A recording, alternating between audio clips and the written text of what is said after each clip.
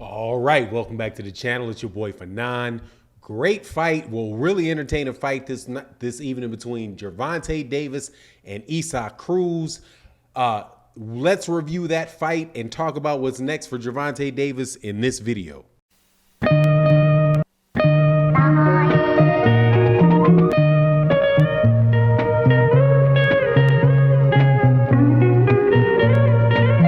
All right, welcome back to the channel. Man, that was a really entertaining fight. Thought for a minute there, man, that Gervonta Davis was not going to be able to pull out a victory against Issac Cruz. But before I get into the fight and talk about the fight, please make sure you hit the like button, subscribe to the channel if you would not mind. It really does help the channel grow. So first things first, Gervonta Davis wins by a close unanimous decision over Issac Cruz. The fight was a close fight it was a close fight the entire time. But the big problem with Gervonta Davis was that in the 6th round, right when he started stepping up and looking like he was going to try to start hurting Issac Cruz, the man broke his left hand or injured his left hand and pretty much was forced to fight the entire second half of the fight with one hand. You could really tell that it was his left hand that he was really trying not to hit or throw hard punches with his left hand.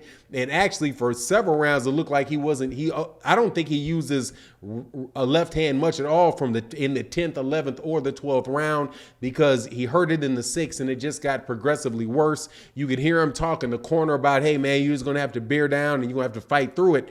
And that's what he did, man. Issac Cruz, for his part, did exactly what thought he would do. You know, he was gonna be very methodical, try to get at Gervonta Davis, try to walk Gervonta Davis down, attack him to the body, and really try to bully him up against the ropes. But really, when you look at the skill set of the two guys, it was pretty much night and day as far as the skill set of the talent of Gervonta Davis and the skill set of Gervonta Davis from that of Issac Cruz. Issac Cruz just never could catch up to Gervonta Davis, and even though Gervonta Davis was injured, he just really still could not ever really rally enough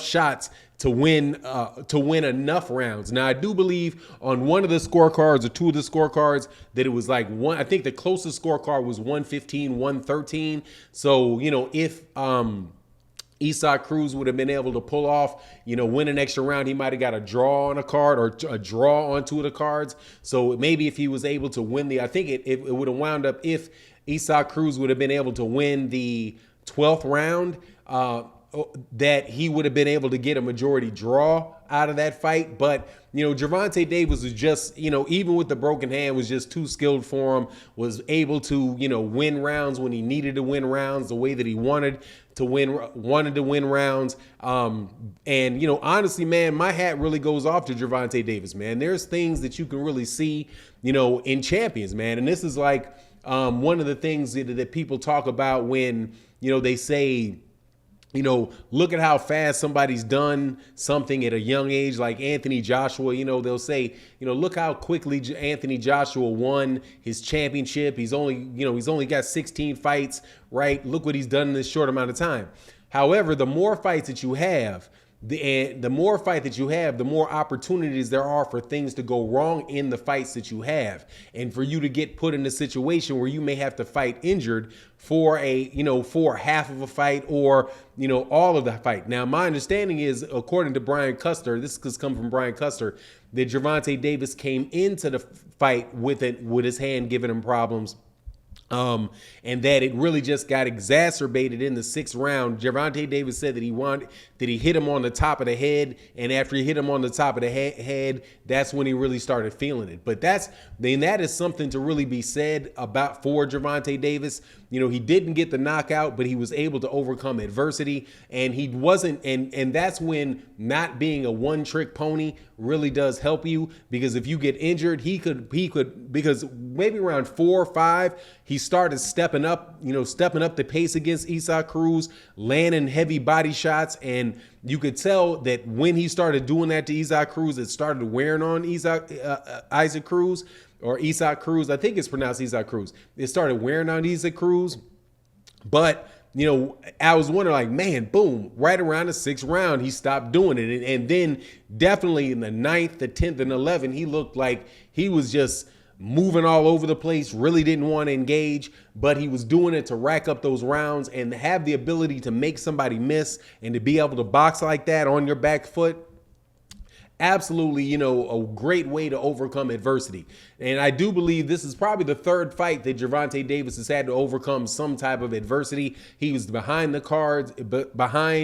the cards to Leo Santa Cruz and pulled the knockout, got the knockout. I do believe that he was behind on the cards against Mario Barrios, and then he got the knockout against him. And then this fight, he was up on the cards and winning the fight, but then he broke his hand. So that just shows you that man can overcome adversity, and I honestly think that's just another feather in his cap. Now, Issac Cruz was not the best, was definitely not the best competition in the world. I'm still going to maintain that. He was a tough fighter, but he was very, very one-dimensional. He really couldn't do anything other than the same thing over and over and over again. And Gervonta Davis was able to read his patterns and was really able to successfully, defend himself. Now, after the fight, Issac Cruz acted like, for a second, like everybody knows I won the fight. No, do not. If anybody comes to this chat saying they think Issac Cruz won that fight, get out of here. Gervonta Davis won pretty much any round that he wanted to win just by jabbing and making Issac Cruz miss. There were times when there were several rounds, I think maybe 3 or 4 rounds, that I would have solidly given Issac Cruz, because Issac Cruz did hit Gervonta Davis with some nice overhand rights. And Gervonta Davis wasn't very active in those rounds. So, most definitely Issac Cruz won some rounds, but, Gervonta Davis was, let me put it this way. When they were reading those scorecards, I was not nervous at all. I was like, this is going to be a unanimous decision for Gervonta Davis, because that's the right call. And it didn't hurt also that Gervonta Davis really was the one, that packed in that crowd. And I got to tell you, man, for a Sunday night in Los Angeles, a boxing night, that was a lot of people up in there, man, up in the Staples Center. Absolutely gigantic crowd. I don't know if it was a sellout or not, but it looked like it was. The house was absolutely positively packed. So what kind of star Gervonta Davis is, and the financial pressure there is to keep Gervonta Davis from winning. So Issac Cruz was not on a broken hand in a fight where he may have got a couple rounds, and there may have been some other close ones. I wasn't nervous at all about whether or not Gervonta Davis was going to get that win. They asked Gervonta Davis at the end of the fight whether or not he believed that the fight was close enough to have a rematch, and Gervonta Davis was like, "Oh no, man! But hey, man, this guy can fight." I do believe that Issac Cruz is definitely going to be in the running to get shots with other people for sure, because he's a very, very tough fighter, very, very tight guard. Definitely it was difficult for Gervonta Davis to deal with fighting with the shorter fighter and trying to find openings, because Issac Cruz was holding that phone and was definitely catching those uppercuts as they were flying in. But pretty much, man, great job from Issac Cruz.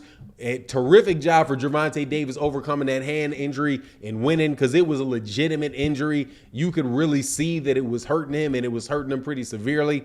But hey, sometimes you get hurt, and you get hurt in the fight. You got to be able to overcome. That's part of being a champion, and he showed that's what he is. Now, he's not a champ. If you say he's not a champion in 135, whatever. He was a champion at 130. Once a champion, always a champion type of stuff. Anyway, it is what it is.